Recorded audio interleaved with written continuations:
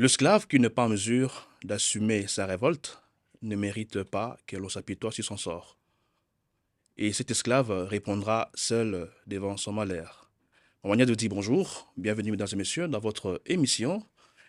Ici, je reçois pour vous Monsieur Gilbert Emongo, à qui je m'en vais rapidement dire bonjour Monsieur Gilbert. Bonjour, monsieur le journaliste. Bienvenue. Merci beaucoup. Ça fait plaisir, je pense, depuis le mois de décembre, vous n'étiez pas ici à Montréal.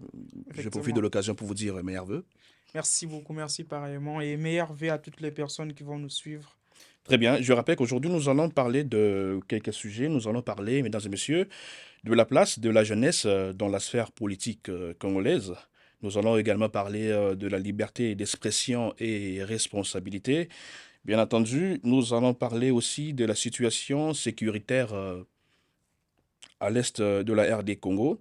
Finalement, nous allons également parler de perspectives d'avenir de votre avenir politique. Alors, Monsieur Gilbert, je crois que c'était depuis le mois de décembre où nous avons vu, vous êtes rendu à Kinshasa. Finalement, vous êtes aussi rendu à Lodja, vous avez fait une tournée significative. J'aimerais savoir, pas moi personnellement, mais les gens qui nous suivent à la maison, aimeraient savoir qui est vraiment derrière Gilbert Emongo. Qui Oh, finance Gilbert Emongo? très belle question. Je pense que plusieurs personnes me posent la même question. Vous devez savoir que lorsque Dieu donne une vision, il donne une provision. Moi, je suis un chrétien. Je crois à cette parole. Ok.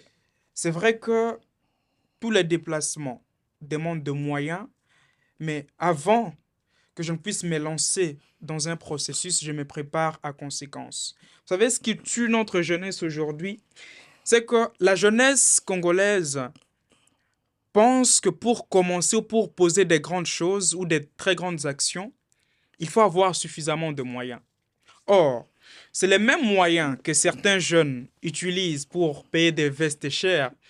C'est les mêmes moyens que d'autres jeunes utilisent pour aller à Dubaï suivre les concerts de Fally Ipupa, pour payer le billet d'avion, la réservation d'hôtel pour aller au concert de Fally Ipupa au Stade de France. C'est le même argent, puisque ce n'est pas mon centre d'intérêt, c'est le même argent que moi j'épargne pour travailler pour la cause de la jeunesse. Alors, moi je pense que dire qui est derrière vous, ça sera trop, parce que je suis déjà majeur, je suis adulte et surtout vacciné, donc je sais déjà chercher l'argent. Et toute action que je pose ça sous fonds propres. Il n'y a aucun acteur politique qui est derrière moi. Alors, il y a une opinion qui pense que Gilbert serait financé par une autorité congolaise, parce que quand nous prenons exemple, on ne vous limite pas, déjà je peux le dire, quand nous prenons par exemple le cas où vous êtes rendu à Lodja, il y a une location d'avion. Un jeune qui travaille normalement, qui va louer un avion pour s'y rendre à Lodja, vous ne voyez pas que ça affirme l'opinion qui pense que vous êtes financé par une autorité congolaise. Mais non, il ne faut pas suivre les spéculations sur les réseaux sociaux. Je ne pense pas que même les gens qui nous suivent pensent la même chose. Je n'ai pas loué un avion pour aller à Lodja. Je crois, en 2024, quand je suis allé à Goma, vu que je devrais transporter certains deniers alimentaires et autres et d'autres denrées, c'est là où j'avais besoin d'un avion. Mais ce n'était pas une location en soi. Je suis allé à Lodja comme tout autre passager. On m'a accueilli à Lodja, je n'ai pas loué l'avion. Donc, sur les réseaux, tout le monde s'est fait une opinion. Alors, en tant qu'intellectuel, il ne faudra pas suivre ce que les gens disent sur les réseaux. Je Très suis bien. allé à Lodja, je suis un citoyen normal. Quand je voyage, je paye mon billet d'avion et puis j'arrive, je discute avec les jeunes. Et après, je rentre. Donc, je n'ai pas loué d'avion. C'est vous qui m'informez d'ailleurs. Hein, je n'ai jamais Donc, entendu ça. je pense que dans ces stades, on va dire que Gilbert Emongo n'est pas financé. Gilbert Emongo n'est pas financé par une autorité congolaise. Il fait tout par ses moyens propres. Effectivement, Même au moment où nous voyons, vous vous rendez aux États-Unis, participez dans des conférences, parfois vous vous rendez à Goma, tout ça c'est dans les fonds propres. dans les fonds propres et tout ce que moi j'ai donné, par exemple, quand je suis allé à Goma, tout ce que j'ai donné, les vivres que j'ai donnés aux déplacés des guerres, il n'y a personne qui a contribué même 0,01 dollar ou un franc congolais. Donc, je prends, On vous suit, hein. Je pense que effectivement, les images vont rester, hein. je vais les dire devant la caméra. Exactement. Quand je suis allé à Goma, il n'y a personne qui a contribué. Tout ce que j'ai posé comme action là-bas, certes, j'ai dit que c'est au nom de la diaspora, mais il n'y a personne de la diaspora qui a contribué, même un franc congolais. Très bien. Merci beaucoup, mesdames et messieurs. Alors, c'est ici que nous allons vraiment commencer notre émission. Alors, votre descente, vous étiez à Lodja, vous êtes rendu à l'Équateur. C'est dans quel but? Est-ce que Gilbert et Mongo est visé dans le collimateur ils pensent peut-être planifier, baliser un chemin politique, soit c'est faire choisir un électorat futur. Merci pour la question. Je pense qu'on est béni pour bénir les autres. Je suis un jeune. Je connais c'est quoi la souffrance. Je suis né à l'intérieur du pays, au village. Je suis arrivé à Kinshasa, je pense, en 2000, la première fois. Je suis arrivé en 2004, j'étais encore tout jeune. Et officiellement, je suis arrivé à Kinshasa pour étudier en 2017 ou 2018. Alors, après avoir remarqué que les jeunes vivant dans d'autres provinces sont oubliés, parce que moi également j'étais victime, je me suis promis que je devrais défendre les intérêts de tous les jeunes de la République démocratique du Congo. C'est-à-dire faire comprendre aux politiciens que les jeunes qui sont à Kinshasa, certes, représentent une partie de la jeunesse, mais il y a aussi d'autres jeunes qui vivent dans des milieux ruraux. Et ces jeunes aussi sont de Congolais. Donc, ça ne sert à rien que nous puissions venir sur les réseaux ou passer à la télé et dire que Kinshasa, c'est la capitale, tous les jeunes sont représentés à Kinshasa, et croire que lorsque nous disons ça, les jeunes qui vivent dans les milieux ruraux cessent d'être congolais. D'où la nécessité que la politique où le pouvoir central puisse penser à tous les jeunes. Parce que lorsque, par exemple, le chef de l'État est élu, ce ne sont pas les jeunes de Kinshasa seulement qui votent pour le président de la République. Ça veut dire que même les jeunes qui vivent dans des villages ou dans des milieux ruraux, lorsqu'ils partent donner leur voix à une autorité, ça veut dire que ces jeunes attendent aussi quelque chose en retour. Mais Ok. qu'est-ce que nous remarquons? Très souvent, toutes les opportunités de l'État, tout les avantages sont canalisés et centrés seulement à Kinshasa, Lubumbashi, Goma et Kolwezi.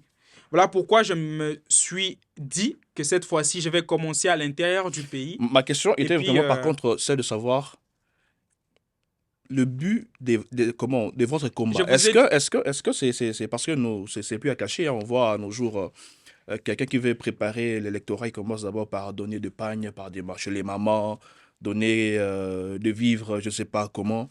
Ça commence comme ça parce qu'il est en train de baliser un chemin. Est-ce que vous, vous êtes dans le collimateur là? Est-ce que vous, vous êtes visé dans cette même lignée là? Est-ce que vous préparez un terrain pour 2028? pour le moment, comme je vous ai dit, l'objectif, c'est d'abord défendre les intérêts des jeunes. Il n'y a aucun objectif politique, du moins jusque-là. Peut-être l'avenir va se dessiner seul, mais pour le moment, toutes les actions qui sont posées, c'est dans un seul objectif qui est de défendre les intérêts de jeunes et montrer à la face du monde et au chef de l'État les besoins auxquels sont confrontés ou les jeunes Congolais vivant partout en RDC Très bien. sont confrontés. Donc, pour répondre à votre question, il n'y a pas un objectif politique, du moins jusque-là. Ce que nous faisons, c'est juste pour défendre les intérêts de jeunes et rien d'autre.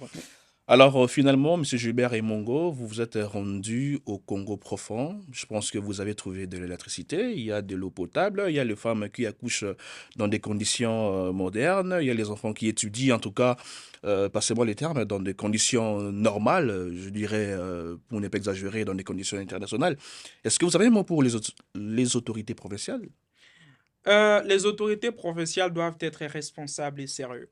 C'est ça le mot que j'ai à dire. Je pense que vous avez utilisé l'ironie, mais si à Kinshasa d'abord, les gens n'ont pas accès à un bon système de santé, à quoi plus forte raison à l'intérieur. Ces gens vivent encore au XVIe siècle. Les gens qui vivent aujourd'hui dans nos provinces vivent comme s'ils ne sont pas de Congolais. Mais ce qui me fait mal, c'est que chaque province toutes les provinces, même les plus reculées, sont souvent représentées à Kinshasa.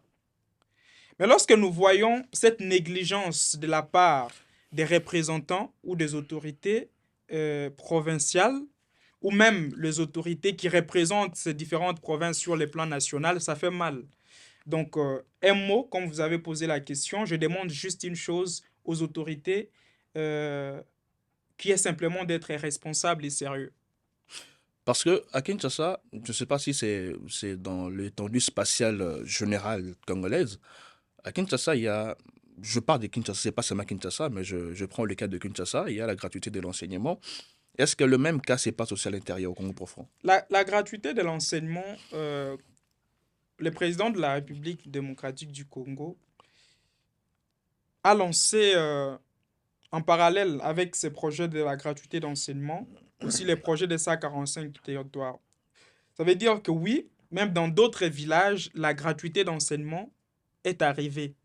Mais c'est quelle qualité d'enseignement que nous avons aujourd'hui en RDC? Parce que ça ne sert à rien de dire que l'enseignement est gratuit alors que les professeurs ne sont pas payés. Parce que lorsque les enseignants ne sont pas payés, ils négligent l'enseignement dont ils doivent ou ils sont censés donner aux enfants. D'où moi, s'il faudra répondre à votre question, la gratuité d'enseignement, oui, ça existe, mais c'est un processus qui est venu tuer notre pays parce que les enseignants ne sont pas payés. Et lorsque nous parlons de la gratuité d'enseignement, j'aimerais encore une fois de plus tirer l'attention ici qu'il ne s'agit pas de l'argent qui sort de la poche du chef de l'État ou du gouvernement. La gratuité d'enseignement des bases en République démocratique du Congo et dans d'autres pays africains, il y a une grande partie des fonds qui sortent de la communauté internationale. Par exemple, en 2024, même si ça me crée des problèmes, les histoires de chiffres, j'ai vu, vous pouvez lire, plus de 2 milliards de dollars être versés au gouvernement congolais pour soutenir la gratuité d'enseignement de base en République démocratique du Congo. Pourquoi les enseignants ne sont pas payés? C'est ça le problème. Où C'est ça le passe problème, parce que vraiment l'argent? là, il y a l'argent. Et l'argent ne sort pas que de la caisse de l'État.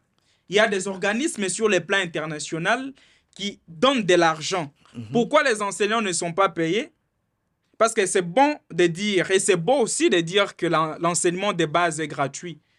Mais moi, j'estime que mieux vaut laisser les parents payer les études de leurs enfants et que le professeur soit payé pour que ces derniers puissent avoir le courage de bien dispenser cours, au lieu de venir avec une gratuité fictive, une gratuité imaginaire, une gratuité qui en réalité n'aide ni les enfants, ni les parents, ni les enseignants. Donc, oui, il y a la gratuité d'enseignement, mais c'est une gratuité qui est venue nous mettre ou mettre nos enfants dans les soins intensifs sur les plans d'éducation. Est-ce que ces problèmes concernent uniquement l'animateur du ministère de l'enseignement, soit ça concerne unilatéralement le président de la République? Pourquoi je dis ça? Parce que je vous ai suivi autrefois où vous étiez en train d'affirmer que le président de la République a vraiment détruit la jeunesse congolaise. Bon, rectificatif, je n'ai jamais dit que le chef de l'État a détruit la jeunesse congolaise. Mais pour répondre à votre question, le problème, ce n'est pas seulement le président de la République. Nous avons, ça c'est autrefois, avant que nous puissions naître, les gens ont accusé le président Mobutu. Ok. Et autrefois, les gens pensaient que si Mobutu quitte au pouvoir, c'est quelqu'un d'autre qui viendra changer le Congo. Laurent est arrivé, Joseph Kabila est arrivé, aujourd'hui le président Félix. Moi, je pense que le problème, c'est au-delà de nos présidents de la République. Le président de la République peut mettre en place un projet qui est sérieux et responsable, mais les acteurs ou les gens qui sont censés faire les suivis, ou les gens qui sont censés mettre en œuvre ce projet, ce sont ces gens-là qui ne sont pas sérieux et responsables. Malheureusement, nous avons tendance à fixer nos regards rien que vers les présidents de la République, mais moi, je ne pense pas que par rapport à la gratuité de l'enseignement, le problème, c'est les présidents de la République. Je pense plutôt que les gens qui reçoivent cet argent, les animateurs des ce sont institutions. les animateurs qui détournent de l'argent. Et malheureusement, je l'ai toujours dit, malheureusement pour les présidents de la République, ils laissent certaines personnes blaguaient avec son pouvoir. Il a l'acheté. Effectivement. Donc, les problèmes, ce n'est pas lui. Je ne pense pas que Tshisekedi va accepter que les enfants qui vivent, par exemple, à l'intérieur ou même à Kinshasa ne puissent pas bien étudier. C'est un chef de l'État. Au-delà de tout, c'est un père de famille. Mais les gens qui font les suivis, les gens qui prennent l'argent pour gérer, ce sont ces gens-là qui détournent de l'argent. Parce que là, le président de la République n'est pas Dieu. On vient avec des chiffres, on vient avec les résultats, on vient lui présenter qu'ils ont eu à faire X et Y. Lui va s'appesantir sur les rapports que ses collaborateurs vont venir avec. Malheureusement, ses collaborateurs viennent souvent avec des faux rapports. D'où la nécessité de changer de paradigme. Moi, je ne pense pas que les problèmes, c'est les présidents de la République, mais plutôt les problèmes seraient les animateurs et les gens qui Parce travaillent que avec eux. je me rappelle, merci, je pense que c'était en 2021, 2022, où on parlait même de la création des écoles fictives, des élèves fictifs, des enseignants fictifs. L'argent sortait, mais il n'y avait pas d'école, il n'y avait pas d'enfants, mais elle a dit sortir comme ça. Il y a une Effectivement, stratégie de sortir l'argent. moi, je vous ai dit que les problèmes au Congo, c'est bien au-delà du président de la République. Moi, je pense, ça se résume à ça. Des milliards de dollars déboursés par la Banque mondiale et d'autres organismes ou partenaires internationaux pour soutenir la gratuité dans l'enseignement de base en République démocratique du Congo, et les enseignants ne sont pas payés, il y a de quoi se poser des questions. Vous pensez réellement que cet argent, c'est Tshisekedi qui a dit qu'on ne paye pas les enseignants? Il y a des rapports qui viennent à tout moment dans sa table pour dire que les enseignants sont payés. Donc le problème ici, c'est l'homme congolais. En soi, Très nous bien. avons perdu l'essence, nous avons perdu l'humanisme. Mais comme nous sommes dans un monde ou dans un pays où nous avons tendance à penser que lorsque ça n'avance pas, c'est juste les présidents de la République et nous lavons les gens qui commettent des vrais délits, c'est ça le premier grand problème en République démocratique du Congo. Et ça, ce n'est pas seulement par rapport à la gratuité de l'enseignement. J'étais dernièrement à New York. Je suis allé, mon frère Shadrach, me renseigner parce que j'ai lu un article sur les jeunes Africains dans 3 pays, le Sénégal, le Gabon et puis le Burkina Faso. Je me suis dit, je vais encore aller me renseigner sur les fonds alloués à la jeunesse congolaise. Je suis allé à New York pour une brève histoire. Arrivé là-bas, je devrais me renseigner sur l'argent qui sort pour aider les jeunes Congolais. Pourquoi ça ne change pas la vie des jeunes Congolais? OK. Et j'arrive là-bas, j'arrive à la Banque mondiale, on me donne les rapports. J'ai fondu à larmes.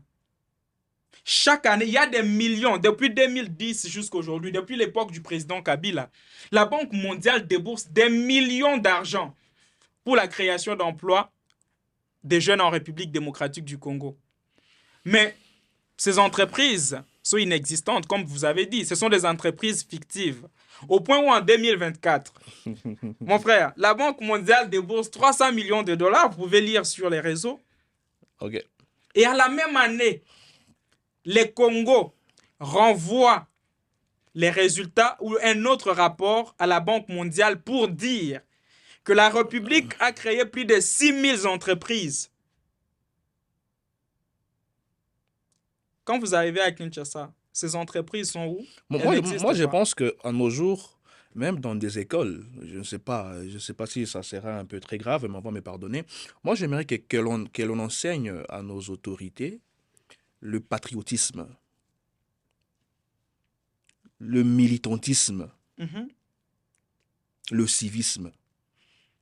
Parce que ce sont là de valeurs qu'on remarque que nos autorités n'ont pas vraiment ce genre de valeurs. Tu peux voir, on débourse de milliers de dollars, mais une certaine personne va chercher de pouvoir empocher, et puis la majorité de la jeunesse est en train de souffrir.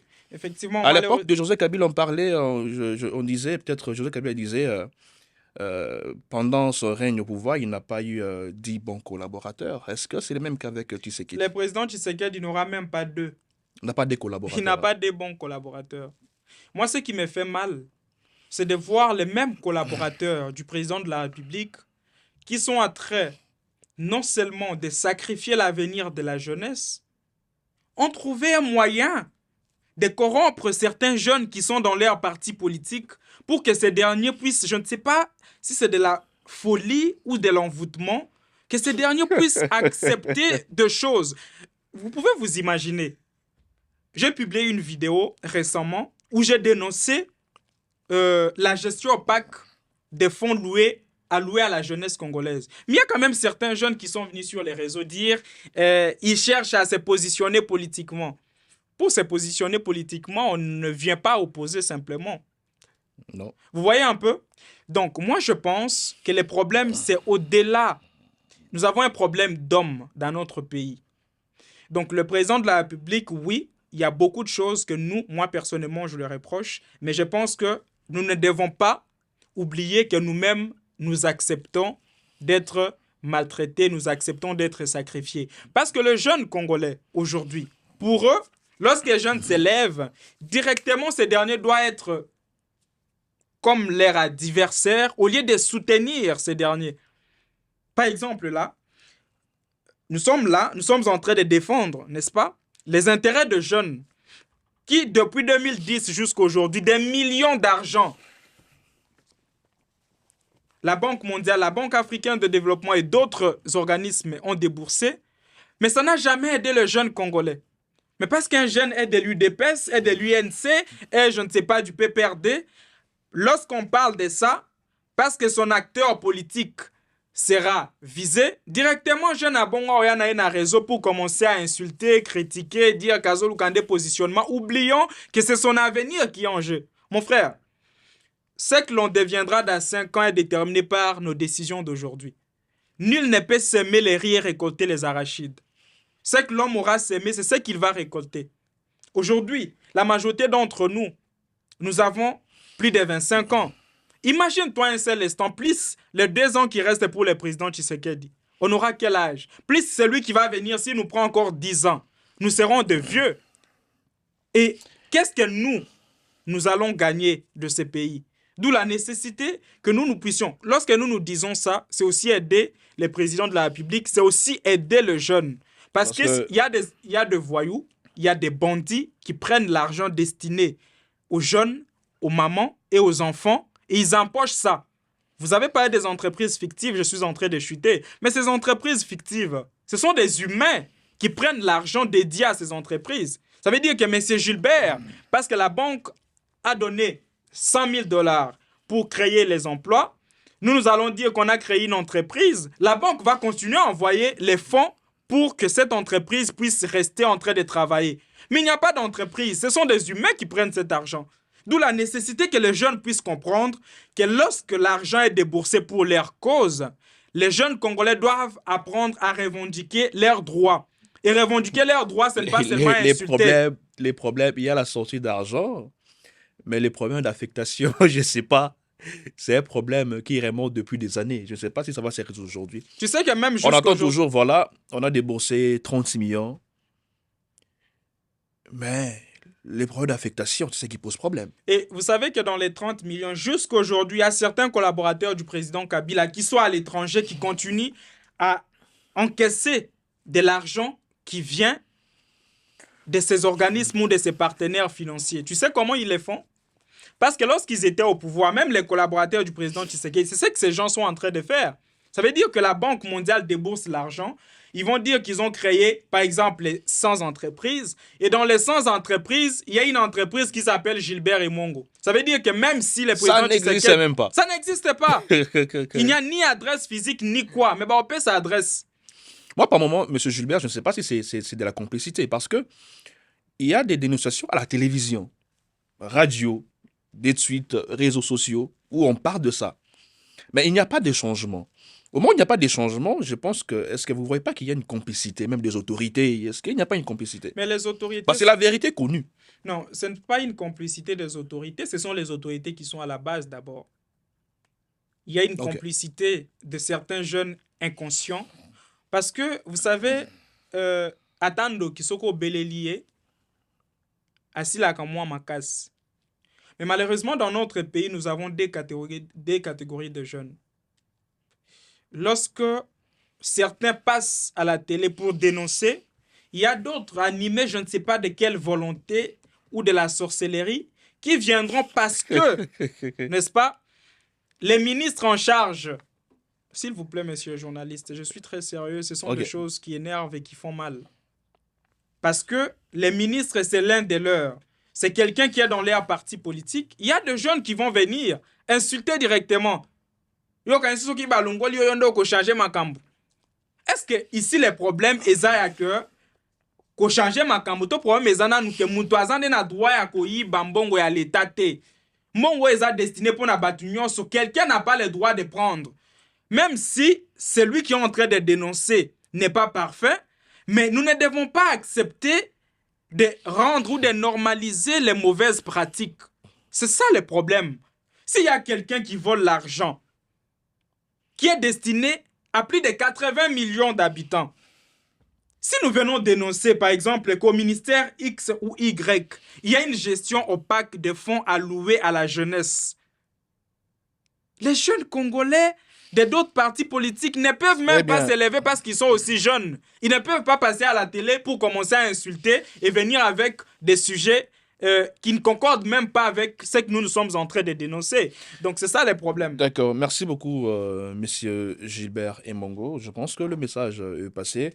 Alors, on va faire un peu un rétro-pédalage. Le 26 décembre, il y a eu une conférence au Showbuzz où tu as eu vraiment à réunir les jeunes de la majorité aussi et de l'opposition. La conférence a porté sur de l'indignation à l'action. Est-ce que avez-vous un exemple concret où l'indignation a porté à un résultat mesurable?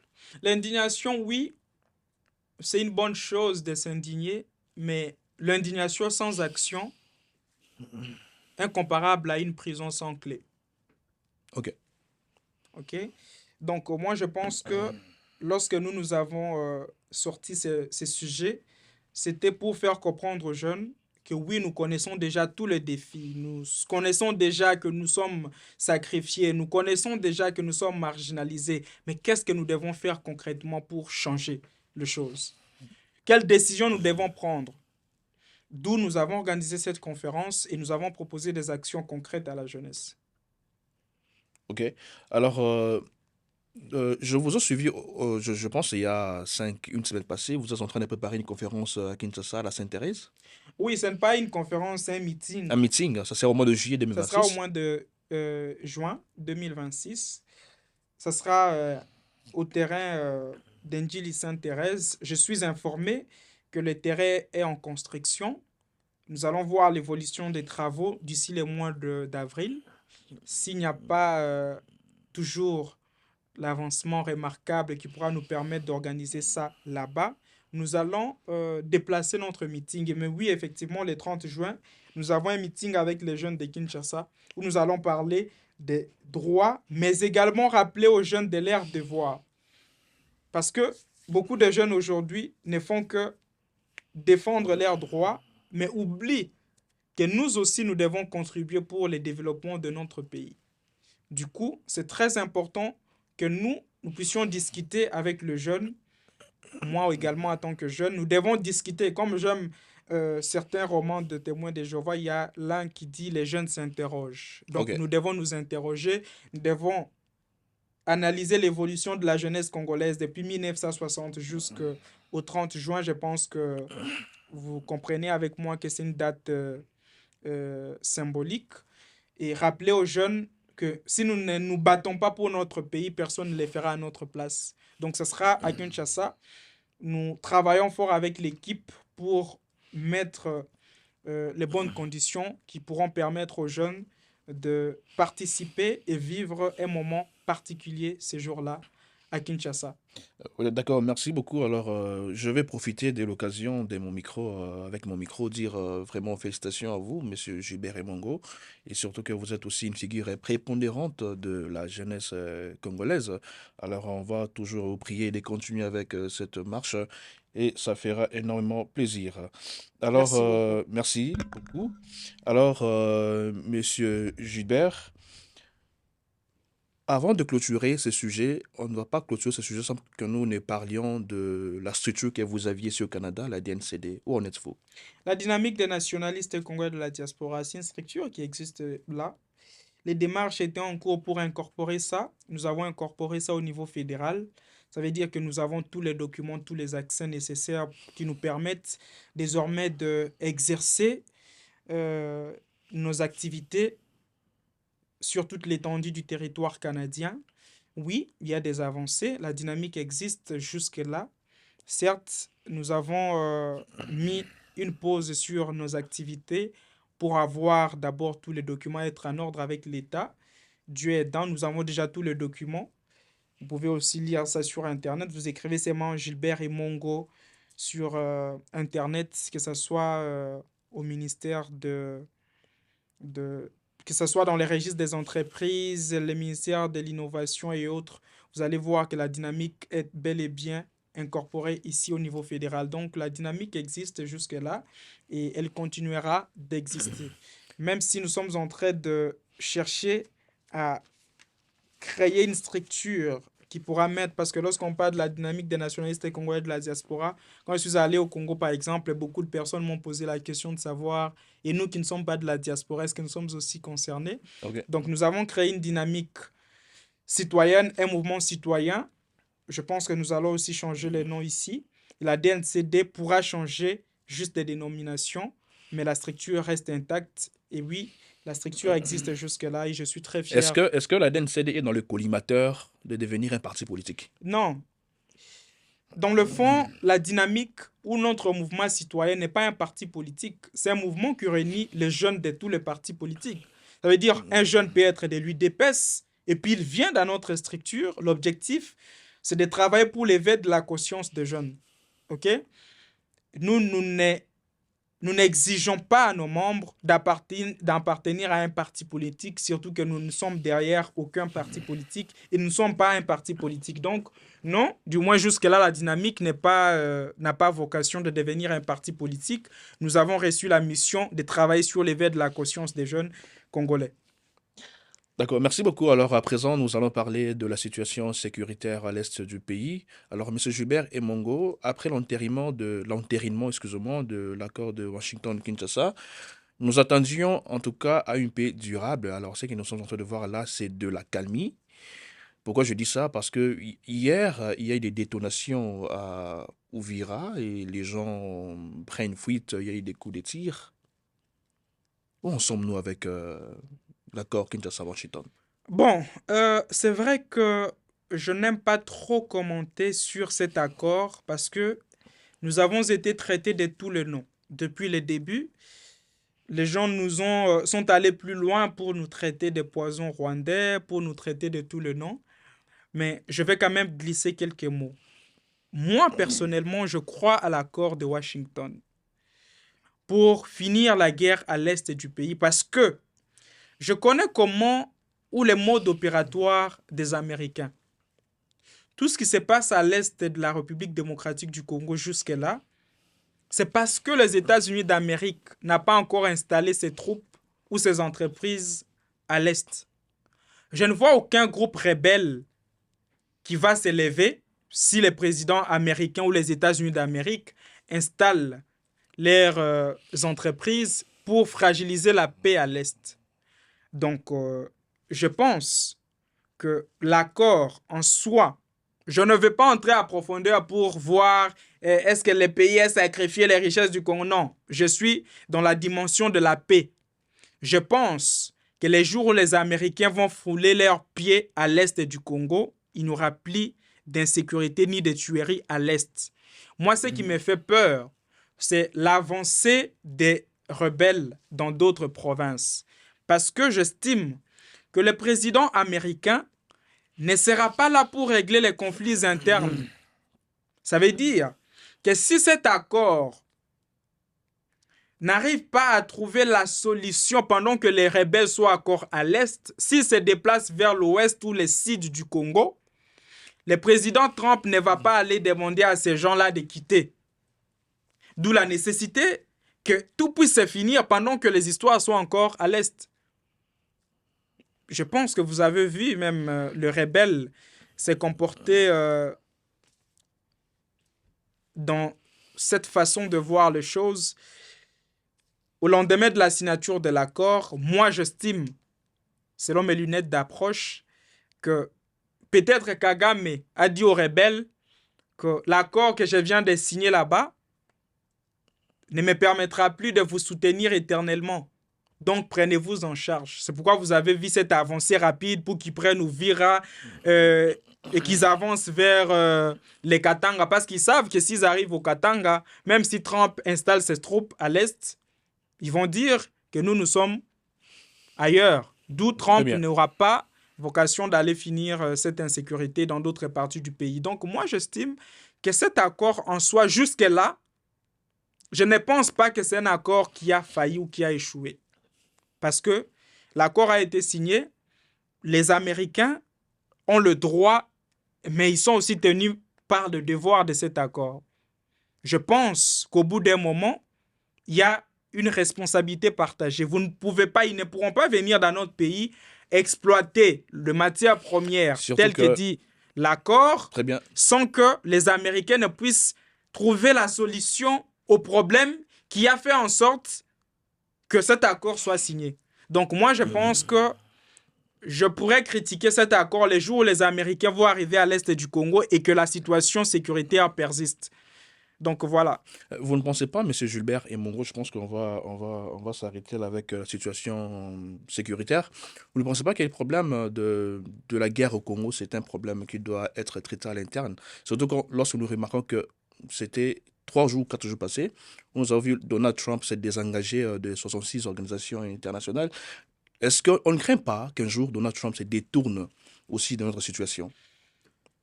Très belle question, messieurs les journalistes. Je vais regarder la caméra et je vais répondre à votre question. Très bien.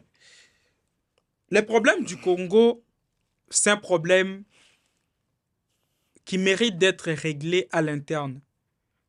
Mais les Congolais, l'homme congolais n'aime pas le Congo et n'aime pas son prochain. Ok.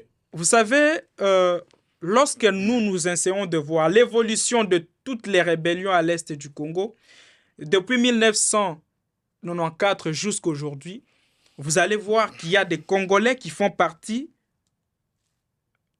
de toutes ces rébellions. Maintenant, la question qui se pose, qu'est-ce que les Congolais qui font la rébellion gagnent en tuant les autres Congolais? Parce que c'est beau de dire que nous devons trouver la solution. Oui, c'est bon. Mais nous ne devons pas oublier qu'au-delà de l'agression rwandaise, il y a aussi la complicité de Congolais. Jusqu'à aujourd'hui, je n'ai jamais vu Kagame avec l'arme à l'est du Congo en train de tuer les Congolais. Mais il y a quand même des Congolais qui sont à la tête des groupes qui massacrent et martyrisent leur propre pays.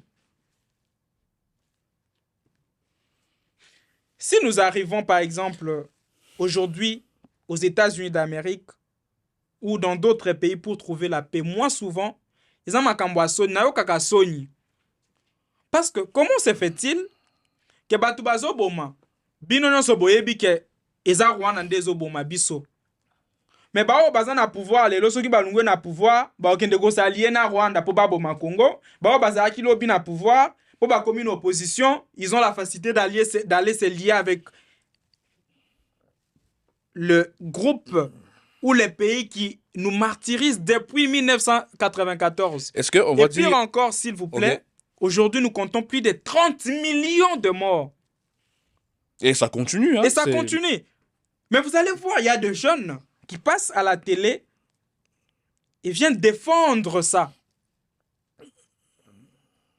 Et c'est ce qui fait mal, de voir même certains acteurs politiques soutenir un pays qui nous agresse. Naïbité ba politicien na biso ba ganyaka nini tango bazomona batu bazokufa na Nord Kivu na Sud Kivu. Le président Kabila, lorsqu'il était au pouvoir, il avait des partenaires, n'est-ce pas? Il avait des ministres, il y avait des gens qui étaient dans son gouvernement. Ces gens-là ont combattu les M23. Les gens de la diaspora, certains, vous allez aller par exemple en France, il y a d'ailleurs un jeune qui a aussi postulé aux élections présidentielles de 2023. C'était quelqu'un qui a organisé plusieurs marches pour dénoncer l'agression rwandaise et les viols à l'est du Congo. Mais aujourd'hui, Tshisekedi arrive au pouvoir.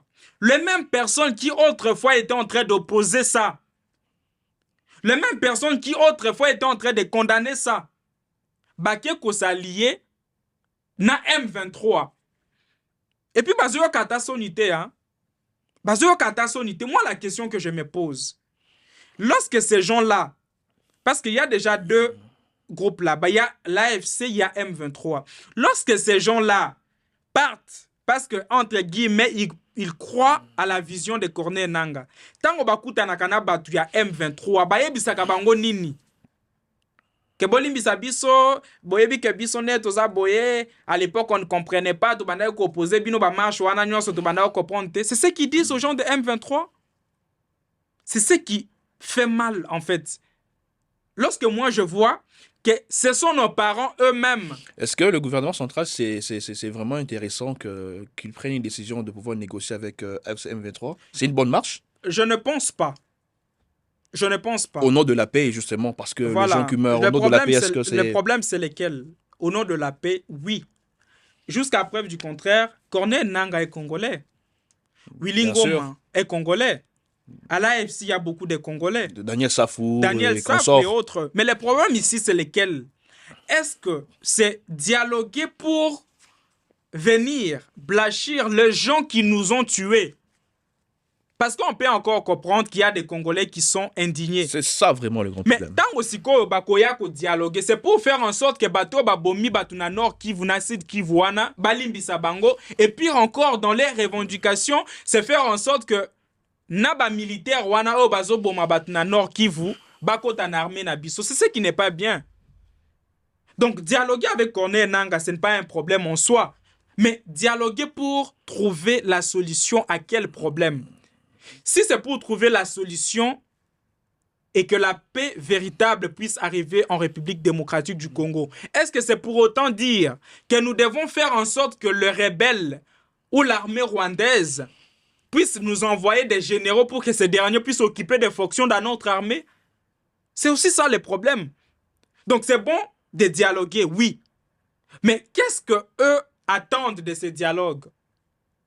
Parce qu'il ne faudra pas oublier une chose, qu'il n'y a pas que le M23 et l'AFC qui sont des groupes qui déstabilisent ou fragilisent la sécurité en République démocratique du Congo.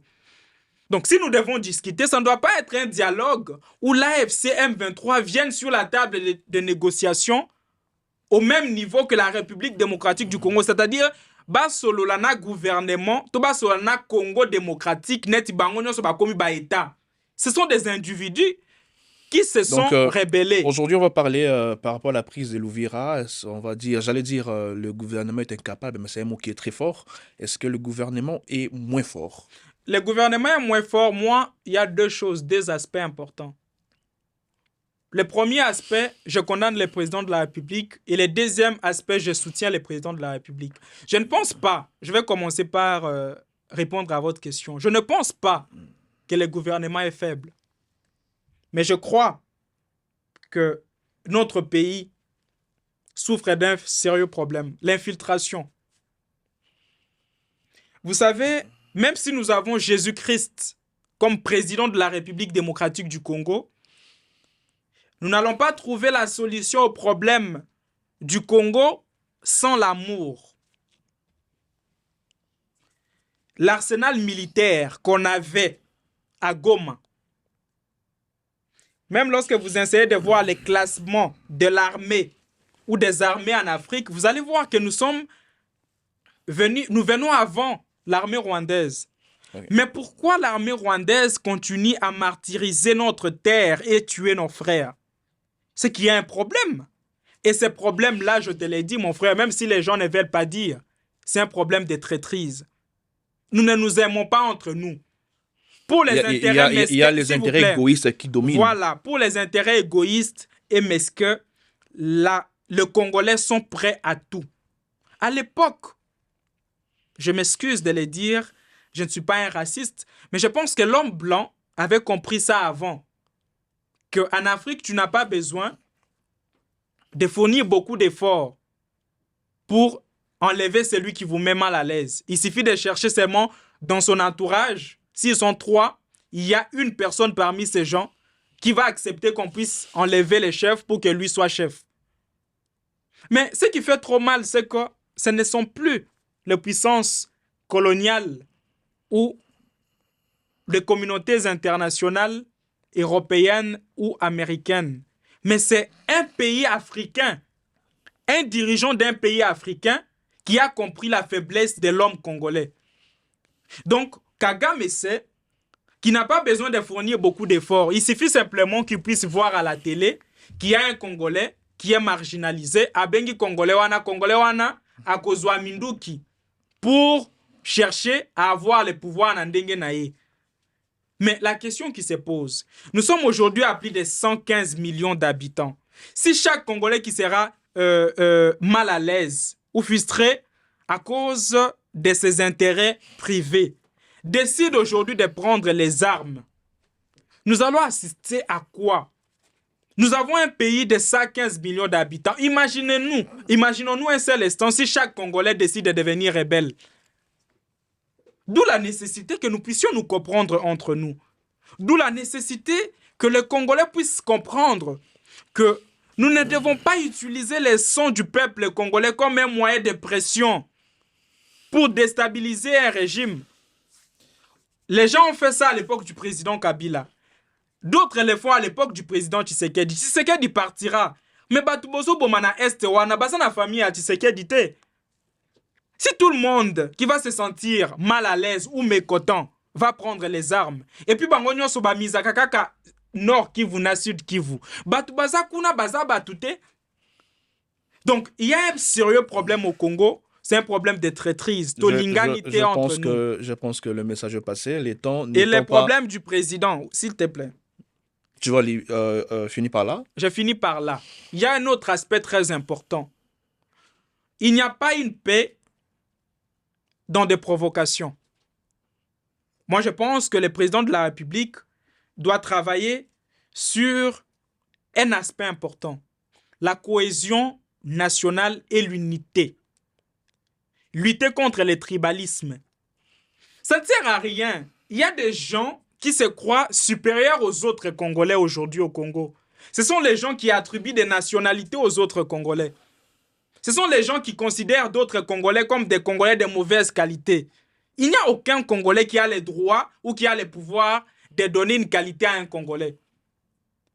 Mais lorsque nous voyons... Surtout si seulement vous critiquez si vous critiquez le président de la République... poison rwandais, un Rwandais, celui-là vient du Rwanda. Mais Tshisekedi n'est pas Dieu. C'est ça le problème. Tshisekedi n'est pas Dieu. Autant nous, à l'époque, la majorité des jeunes aujourd'hui qui font l'opposition ont suivi Étienne Tshisekedi. C'est lui qui était comme un modèle. Comment, la même chose que vous avez eu à apprendre aux gens, vous refusez que les gens puissent pratiquer contre vous? Vraiment, merci beaucoup. Donc, d'où la nécessité, messieurs les journalistes, que les chefs de l'État puissent travailler sur l'unité. La et que le président nationale puisse sanctionner les gens qui viennent avec des discours séparistes. Nous ne pouvons pas accepter que nous soyons dans un pays où il y a une province qui se croit supérieure aux autres provinces. Par exemple, un Congolais ne peut pas dire à son frère congolais que Yosa Congolais était non. Et ce sont des choses parfois, le président de la République a dit Bangote. Tout simplement parce que Moutouazan a un parti politique qui est président de la République, il se permet de rendre d'autres Congolais mal à l'aise. Et ce sont ces gens-là qui travaillent comme un pouvoir antagoniste aux efforts du président de la République. Ils en ont dit que le président est en train de construire à Lingakoma pour trouver la paix. Et puis ils pensent que c'est ça soutenir le président de la République. Par exemple, le chef de l'État négocie à Doha avec les M23. Mais même soir, le président de la République a se prononcé à Tate. Batubakenda qui délégation zonga à Tate. Il y a des gens qui passent à la télé pour commencer à insulter. Bozui, Bino Bogosuka Mabe, Toyebisaki Bino Nin. Non. Donc, c'est très important pour chuter, messieurs les journalistes, C'est vraiment très important que le Congolais puisse aimer leur pays, que les chefs de l'État puissent sanctionner même les gens qui sont dans son propre parti politique, Merci qui beaucoup. divisent le Congolais et qui viennent avec des discours qui séparent les gens. Merci beaucoup, Monsieur Gilbert et Mongo. On sent qu'il y a vraiment à parler.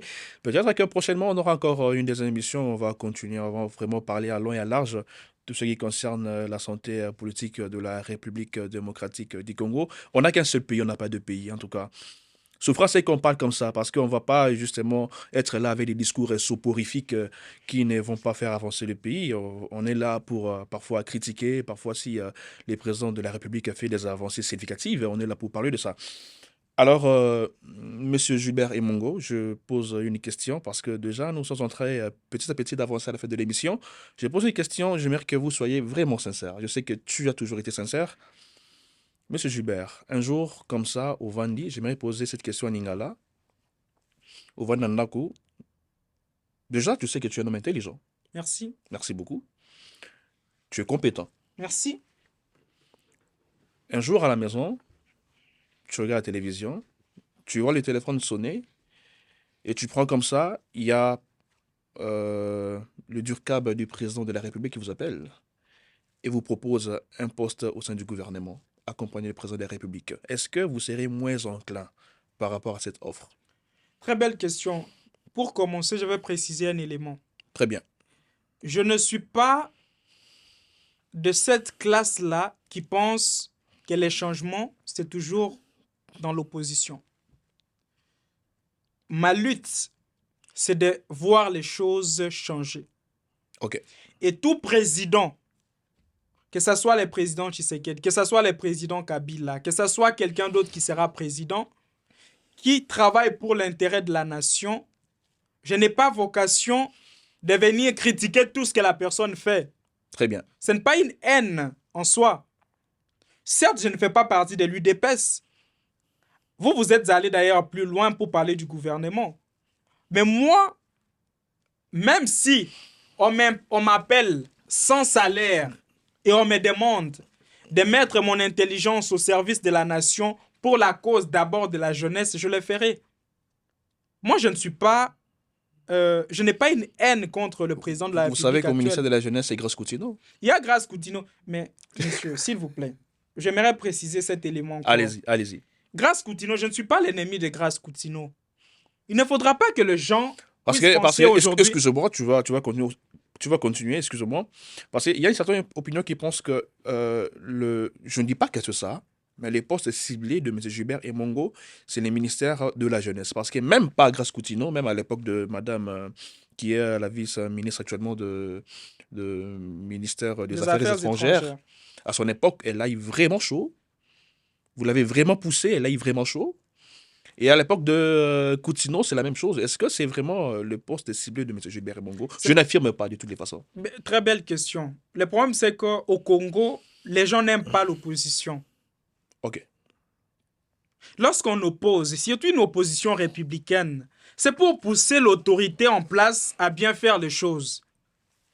Nous ne devons pas avoir de ministres d'État dont les paroles sont comme des paroles de l'Évangile, où nous devons dire oui et amen à tout. Nous devons avoir des jeunes qui viennent dire que ce que vous faites ici, ce n'est pas bien. Donc moi, en soi, je n'ai pas un problème avec la ministre de la Jeunesse. Très bien. C'est une dame que je suivais depuis très longtemps. Je suis ses prédications d'ailleurs chaque matin. Mais moi, ce que je ne veux pas, c'est que l'on puisse marcher sur les intérêts de jeunes et que l'on puisse travailler avec négligence.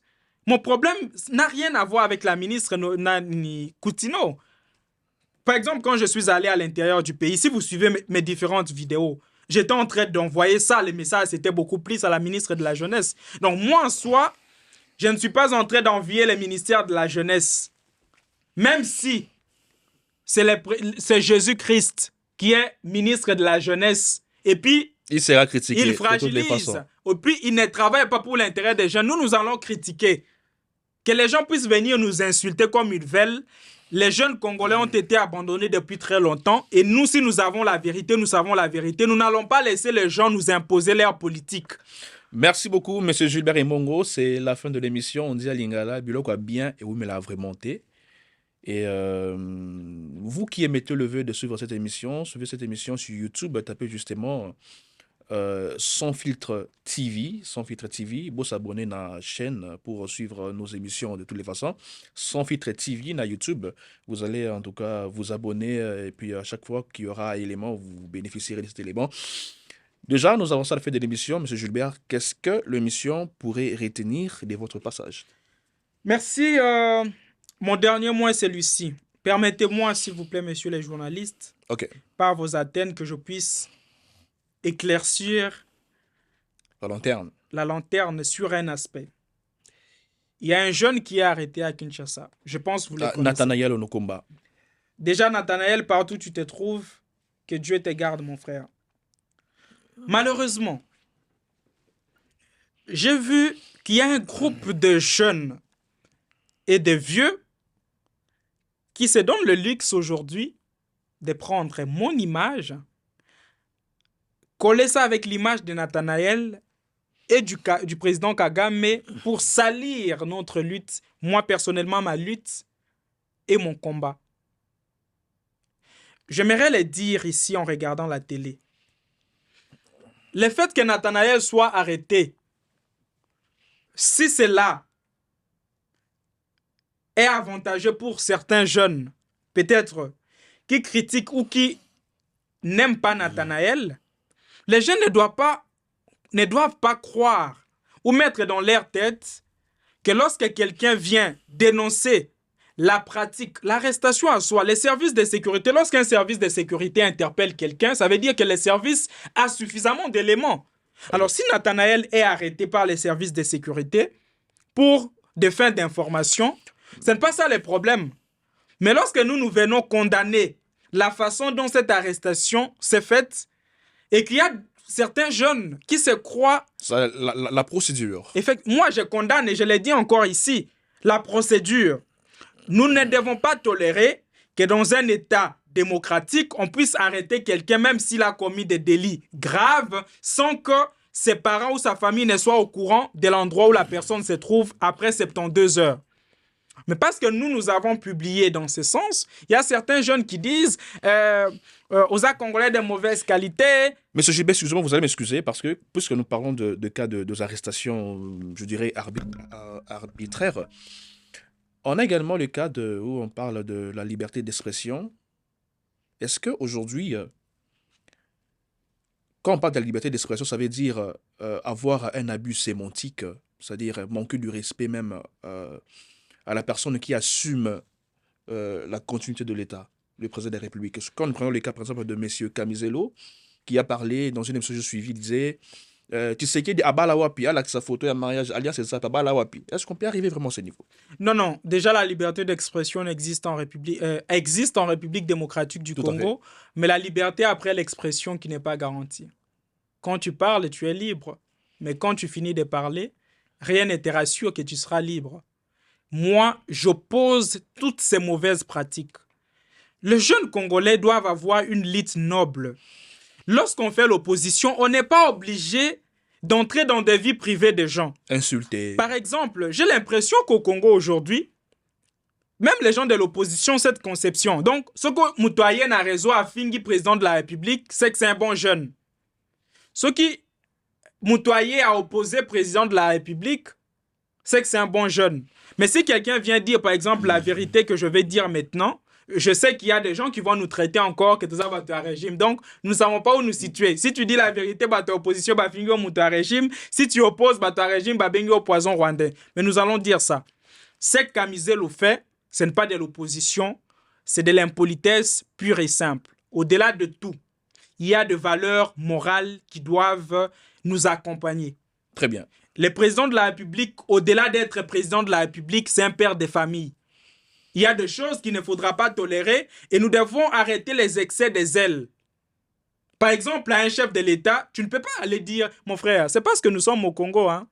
Il y a dans d'autres pays, tu ne peux pas dire à un président de la République que oh, libido n'a vraiment azem ici, par exemple, le ministre Boye Boye. Non, ça, ce sont des limites qu'il ne faut jamais franchir.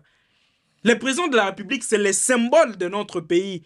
Ce n'est pas n'importe qui. Donc, nous pouvons avoir de l'opposition, mais nous ne devons pas aller loin. Nous ne devons pas aller aux insultes ou aux considérations Il y a privées. une dernière question. Je vais Mais, demander s'il à la vous plaît, vous régie. m'avez coupé, s'il vous plaît. Allez-y, La allez-y. régie va Je demande à la comprendre. régie de pouvoir nous accorder 3-4 petites minutes et puis on va finir l'émission. Merci beaucoup.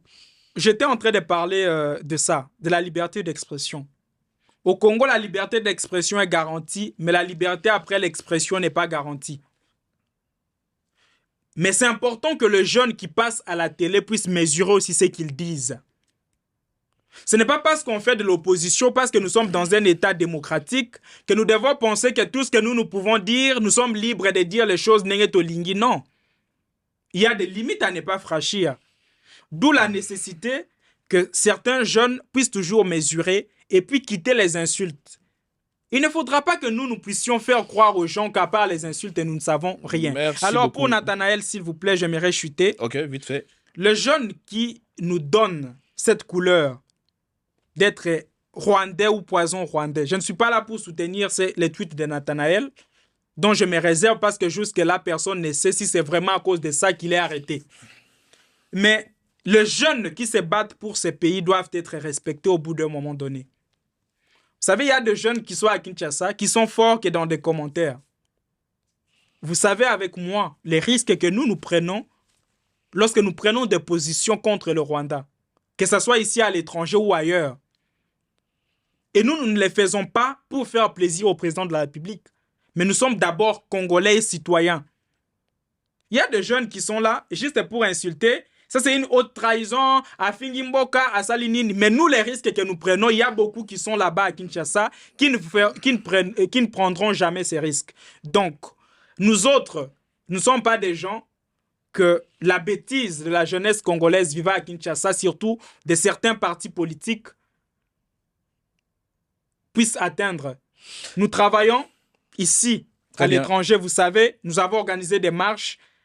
Vous ne savez pas les risques. Vous savez combien de fois Kagame a envoyé des... Monsieur Gilbert, c'est déjà la fin de l'émission parce que nous sommes en train de courir les temps. L'émission... Okay, je comprends. Très bien. 30 secondes, 20 secondes. 30 secondes. Vous savez combien de fois Kagame envoie des mercenaires? Moi, j'étais une fois à Ottawa. J'ai risqué ma vie. C'est une Burundaise qui est venue me dire « Non, n'avance pas vers là-bas. » Ils t'ont tendu un piège. À l'époque, lorsqu'on organisait des marches ici, lorsque la situation était vraiment tendue, en 2025 au début et fin 2024. Les risques que nous prenons pour défendre ces pays, il y a d'autres jeunes qui sont là, Bazaka n'a pas réseau, parce que Bazana Posa, Baza l'a remarqué par le président de la République, ils viennent insulter. Donc ils doivent respecter les gens. Même en Okomba, dont il est question, c'est un jeune qui se bat, qui défend bien la cause de la jeunesse et on doit respecter aussi ces jeunes. Le message est passé. Alors, il y a une dernière question. Vous allez répondre dans 20 secondes parce que c'est vite fait, parce qu'on nous a accordé justement 2 minutes. Alors, on va clôturer avec ça. C'est avec le football. On a vu le Lumumba, le supporter congolais qui était au Maroc, actuellement à Kinshasa, il va être reçu par le président de la République. C'est quoi votre version de fait? Le président de la République, moi j'encourage les chefs. Vous savez, le président tel qu'il est là, hein? Nous ne devons pas nous poser des questions sur un Congolais qui doit être reçu par le président. C'est un père pour nous tous. Donc, Moutoua, ça l'a exploité. Si les chefs pouvaient rencontrer un Congolais, moi je ne peux qu'encourager. Et Lumumba... Parce que les gens sont en train de verbiager autour de ça. Mais au Congo, les gens, le mal avec l'homme congolais, c'est que l'homme congolais n'aime pas travailler. C'est ça. Mais est disposé à critiquer les gens qui travaillent. Lumumba, ce qu'il a fait, vous savez avec moi, que le travail qu'il a fait, même l'argent qui a été donné à FC Barcelone n'a pas donné ses résultats. Et Lumumba n'est pas n'importe qui dans notre pays. C'est notre héros national.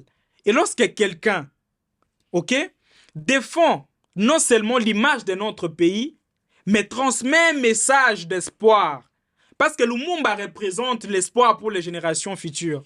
Et si le président de la République veut rencontrer une telle personne, où elle est mal? Il n'y a pas de problème. Il n'y a pas de problème. Donc moi, j'encourage d'ailleurs ça. S'il y a des humoristes qui rencontrent les présidents de la République, s'il y a des musiciens, s'il y a des judokas, des sportifs étrangers qui ne foutent absolument rien. Bazoya, Bazokutana, président de la République, a combien plus forte raison Lumumba qui nous a représentés. Merci beaucoup, Monsieur Gilbert, de votre passage. Je vous dis un grand merci pour votre disponibilité. Alors, j'espère vraiment très prochainement, on va devoir produire notre émission, surtout que je comprends, il y a beaucoup à dire. Alors, mesdames et messieurs, c'est ici que je mets fin à cette émission. Vous tous ceux qui émettez en tout cas le vœu de pouvoir suivre cette émission, suivez cette émission sur YouTube. Tapez justement Sans filtre TV et puis vous aurez l'exclusivité de cette émission. Quant à moi, je vous dis au revoir, portez-vous bien et à la prochaine. Ciao. Merci.